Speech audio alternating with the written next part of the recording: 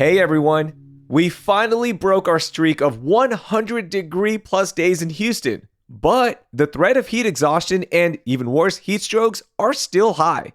Cardiologist Dr. Wafi Momin of UTHealth Houston and Memorial Hermann Katy Hospital joins me to explain who's at risk and what we need to do to protect them.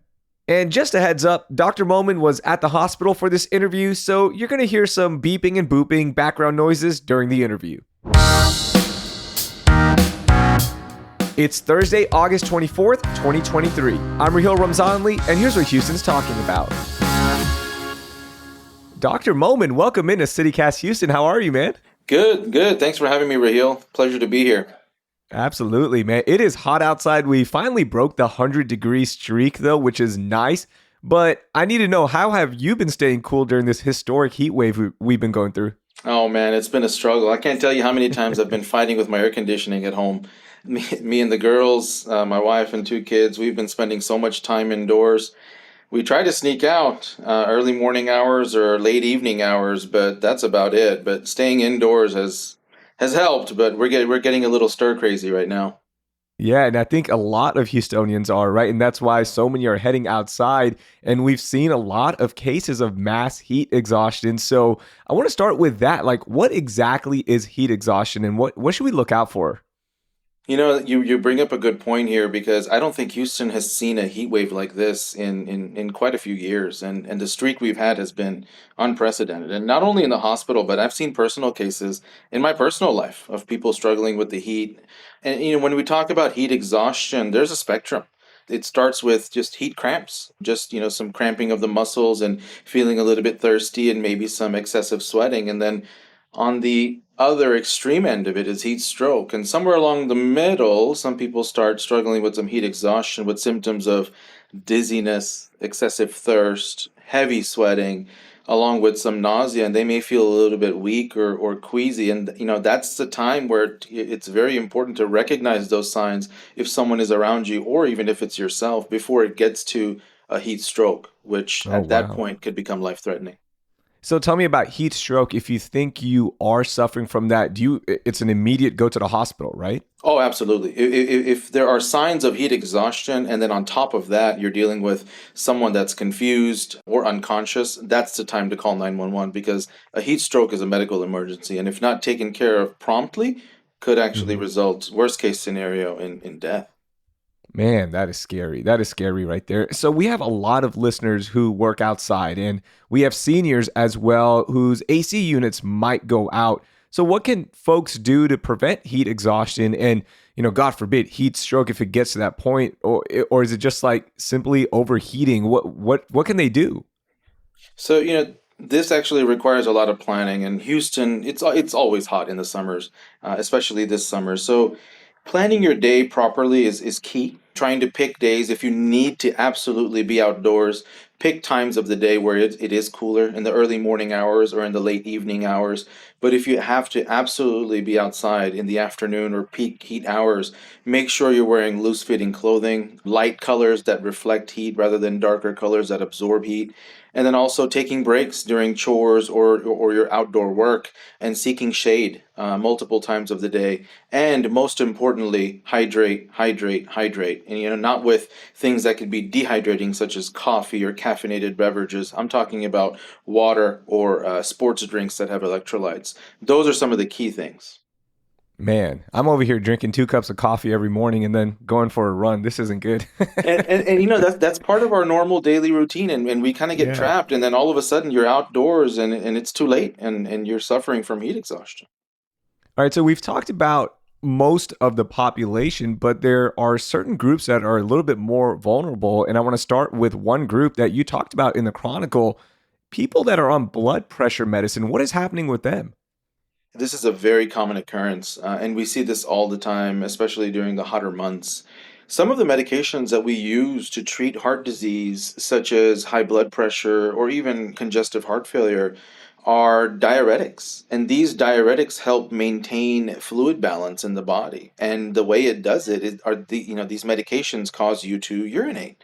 And in and of themselves, they are keeping you in a net negative fluid balance.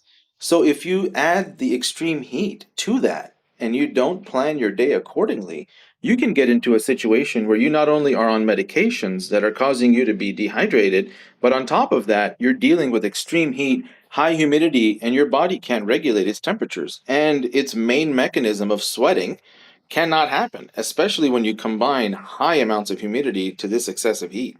So that's just a double whammy for these patients that have underlying cardiac conditions and are on medications that predispose them to these kinds of episodes.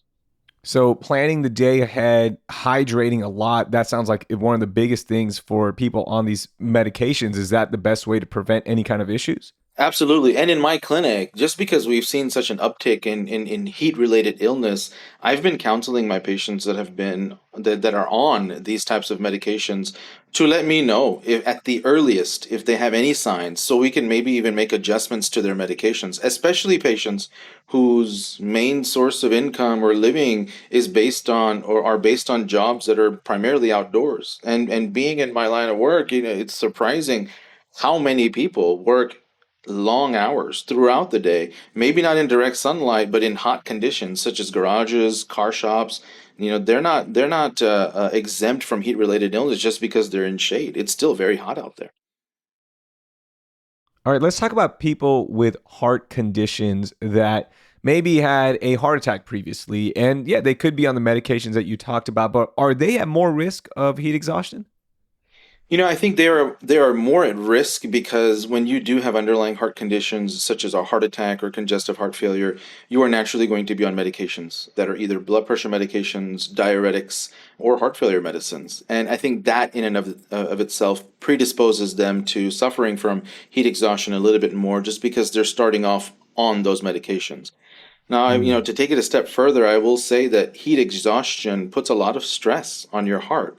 And the way we treat heart attacks, we open up blockages fine, but when these people leave the hospital, we have them on medications that allow their hearts to relax, and we try to slow down their heart rate. And for lack of a better way to put it, de-stress the heart.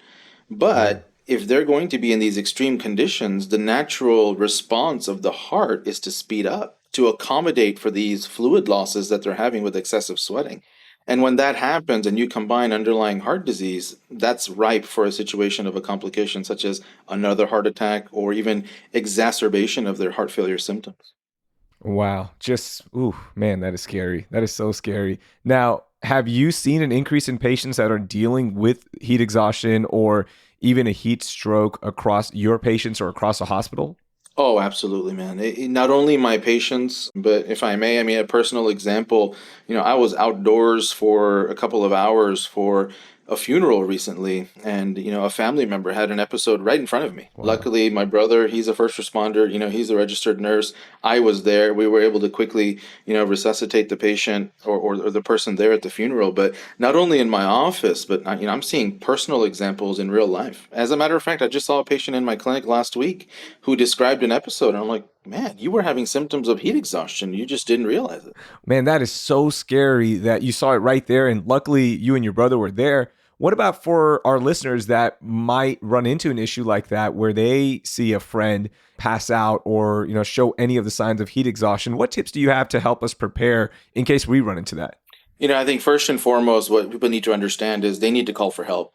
And if there's anybody around there to help, have them call emergency medical services and then tend to the person, get them on the ground, lay them flat, try to see if they're conscious. And obviously, if they're not, then, we need to start, basic life support with CPR. But first and foremost, if this is a clear cut case of heat exhaustion and then the person is able to at least swallow or is coherent enough to take small sips of water, that's where I would start to try to get them rehydrated. And first and foremost, get them into a cooler environment or seek some shade while the emergency responders get there.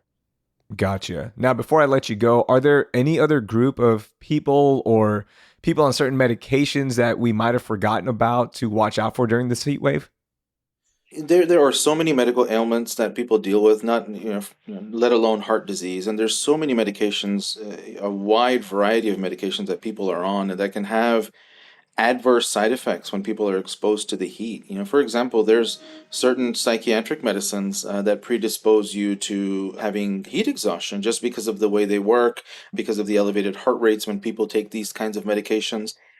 and even some certain topical medications that people take for dermatologic diseases. And with these high UV rays outdoors can cause significant issues with not only, sunburn, but heat exhaustion when people are on those types of medications. But I think all in all, I would tell people if you're on a medication and you're really worried about its impact while you're outdoors, really, you need to consult with your physician to see if there's any extra precautions you need to be taking. Gotcha. That's the perfect advice. I truly appreciate you joining us. I know you're busy right now at the hospital and you have to take some time out here. So, again, truly thankful, Dr. Momin. We had a great time learning from you, so we appreciate it. Absolutely. Thanks for having me, Raheel.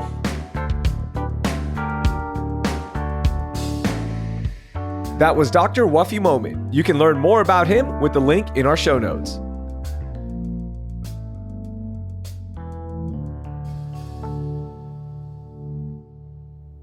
Hey, did you enjoy this episode of CityCast Houston? Then you'll love the entire catalog of episodes available in your player's feed, or you can head to houston.citycast.fm to find them all. From food to big news, we have you covered with everything that's impacting H-Town. That will do it for today. Thank you for listening, and I hope you learned something new.